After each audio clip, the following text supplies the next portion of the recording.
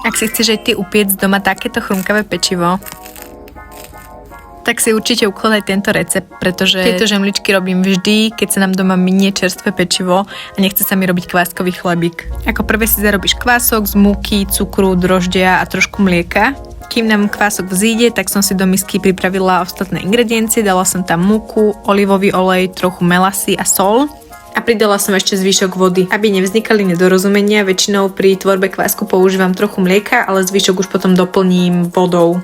A potom z toho už len vymiesite také hydratovanejšie cesto. Ja som na to teraz používala môjho kuchynského pomocníka, ktorého som dostala na Vianoce, ale predtým som to robila normálne rukou, váreškou, naozaj to netreba nejak extra dlho miesiť. A tým, že to je také hydratovanejšie, tekutejšie cesto, tak to ide naozaj ľahko. Po vymiesení si cesto necháte vykysnúť, koľko máte čas, naozaj môže kysnúť aj hodinku, aj dve. A po vykysnutí si dáte cesto na pomúčenú dosku a už len karáte takéto kľudne nepravidelné tvary. Ja by som toto kľudne nazvala, že žemličky pre lenivých, pretože je to fakt bez roboty podľa mňa.